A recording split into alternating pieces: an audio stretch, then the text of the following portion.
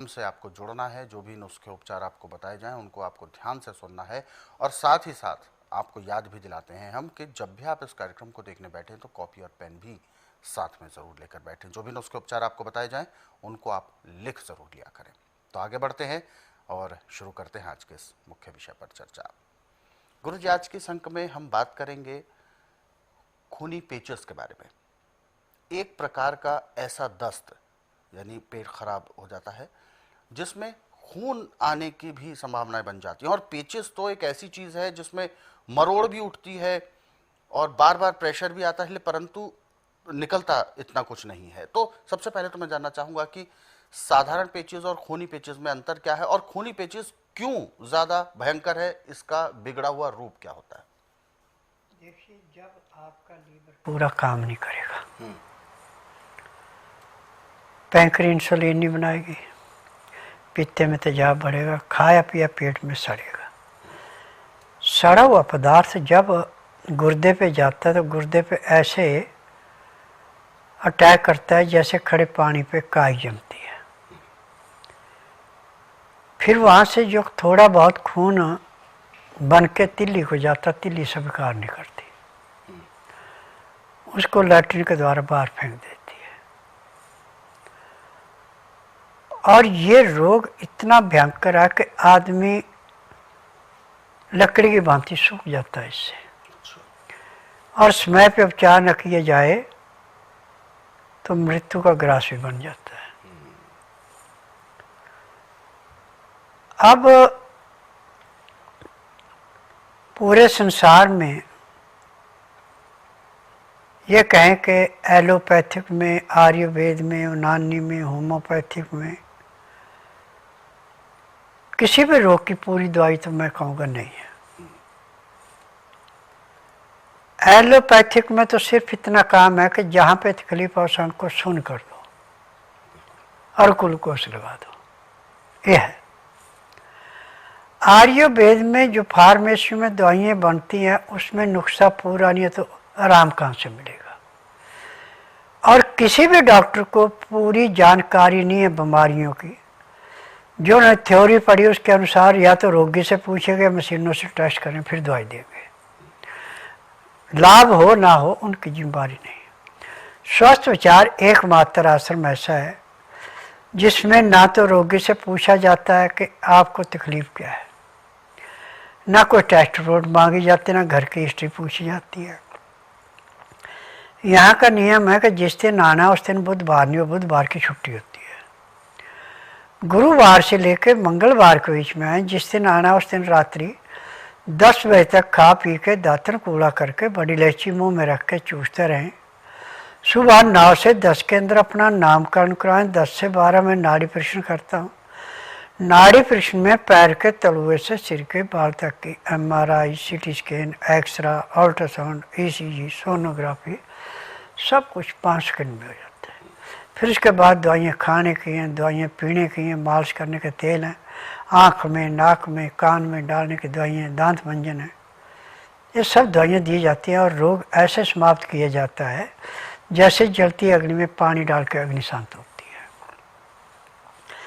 परंतु जो खून के पेचिश है इसके लिए आपको घरेलू उपचार बता दें कि आम का मौसम अब खत्म होने वाला है। जो भी आम आप खाते हैं उसकी गुठली को आप सुखा करके रख लें, और जामुन की गुठली को सुखा के रख लें। जब भी किसी को खून के पेचिश से लग जाए तो 2 गुठली आम की बाहर का छिलका उतार के अंदर का जो है उसको पीस के पाउडर बना लें, और 10 गिरी जामुन की दोनों को मिला दें। जितना इसका वजन हो उतनी इसमें सेला मिश्री मिला दें पीस के। अब 10 ग्राम लेकर के इसके 4 हिस्से कर दें, 2.5 ग्राम के। अब एक एक खुराक 3-3 घंटे बाद लेनी है। इसकी फक्की मारी, ऊपर से ताज़ा पानी पी के 1 गिलास। परंतु गटागट पानी नहीं पीना, ऐसे पीना जैसे गर्म दूध चुस्का लेके पीते हैं। तो आपको उससे जो पेट में दर्द था वो दर्द नहीं होगा और खून भी जो है आपका कम हो जाएगा और 2 दिन में दस्तों का नामो निशान नहीं रहेगा, नॉर्मल लैट्रिन आना शुरू हो जाएगी। परंतु इसमें एक बात का ध्यान रखना कि आपने गेहूं की रोटी नहीं खानी, इसमें बासमती के चावल, मूंग की दाल छिलके वाली, इसकी खिचड़ी बना के आप खाएंगे। 20 ग्राम चावल है तो 30 ग्राम मूंग की दाल, अब 1.5 लीटर पानी में मिट्टी के बर्तन में पकाएं। इसको सोने पे सुहागा ने तो पीतल का कलाईदार तंग मुंह वाला या फिर स्टील का ले लें, ढक्कन दे के इसको पकाना है धीमी आंच पे। अब ये मूंग की दाल और चावल बिल्कुल गल के एक इसका सूप बन जाएगा। इसमें आप गाय के दूध का दही भी मिला सकते हैं या बकरी के दूध का दही भी मिला सकते हैं। और इसको जब खिचड़ी को बनाना है तो इसमें सिंधा या काला नमक मिलाना, आयोडीन नमक नहीं मिलाना। हल्दी 1 चम्मच के बजाय 2 चम्मच भी मिला सकते हैं। काली मिर्च के दाने 5 पीस करके डालने। बस 3 ही चीज़ें डालनी, चौथी चीज़ कोई नहीं डालनी। और पानी जो भी आपने पीना है उसका टेम्परेचर उबाली करने के बाद जब 15 से 18 डिग्री गर्म रह जाए तो लहसुन, प्याज, अदरक तीनों का रस निकाल के उस पानी में मिलाना है। और जब आप 2-4 घूंट उसके ले लें जो आपने सूप बनाया है तो ऊपर से 2 घूंट पानी पी लें। पानी पीने में, सूप के पीने में आप पूरा 1 घंटे का समय लगाएं। फिर उसके बाद दांतन कूड़ा करके 5 मिनट के लिए वज्रासन बैठें। फिर आधा घंटा उठ के थोड़ी सी सैर करें। फिर आधे घंटे के लिए आप शवासन लेट जाएं। 5 मिनट के लिए बाईं साइड करवट लें, 3 मिनट के लिए दाईं साइड को करवट लें। फिर सब आसन लेट करके बाईं साइड को करवट लेके उठें। अब आपके शरीर में इतनी चुस्ती आएगी जैसे आप 8 घंटे की भरपूर निद्रा पूरी करके उठे। और आपके दस्तों में जो बार बार भागना पड़ता है, पेट में दर्द था, वो नहीं होगा।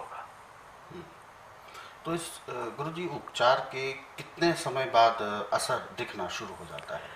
पहली खुराक से असर दिख जाता है। पहली खुराक से। और कितने समय तक लेना होता है इसको? 2 दिन। 2 दिन इसको लेंगे तो बिल्कुल ठीक हो जाएगा। हाँ बिल्कुल। परंतु ऐसा कहा भी जाता है और ऐसा होता भी है कि जब भी ऐसी कोई समस्या आती है पेचिस की, तो शरीर बहुत कमजोर पड़ जाता है।